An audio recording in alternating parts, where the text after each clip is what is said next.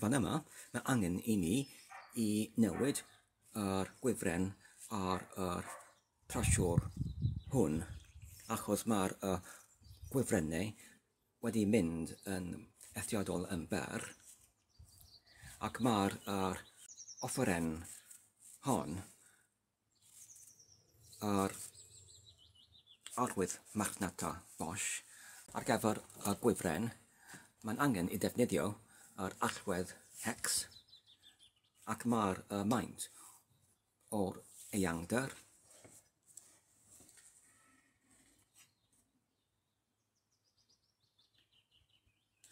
yn 25mm. Felly mae gyda mi fan yma yr hex allwedd sydd yn ffitio mewn i'r 25mm.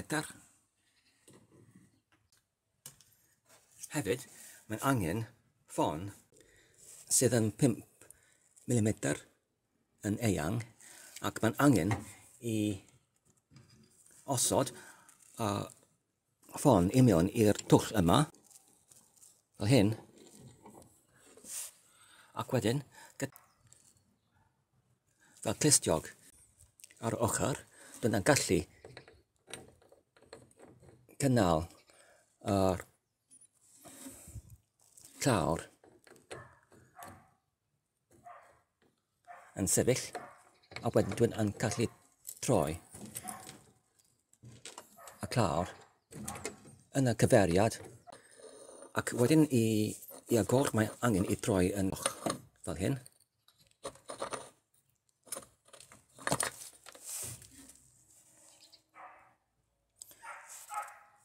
Ac wedyn, gyda'r gwifren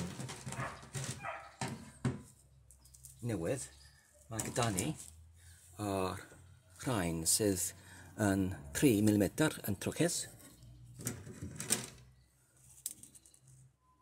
Maen nhw'n yn 3mm yn trwchus, ac maen nhw'n yn oddeutu 8 modfedd yn hir,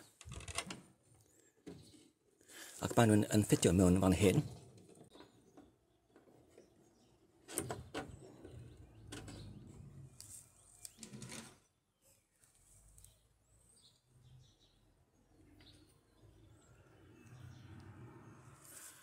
Ac wedyn mae'n angen i dychwelyd y clawr ar y brig fel hyn. Cos mae'r hyn yn y cefndrefn Almaen, angen i mynd yn y cyfeiriad yn gwrth-clwch fel hyn i cau y clawr.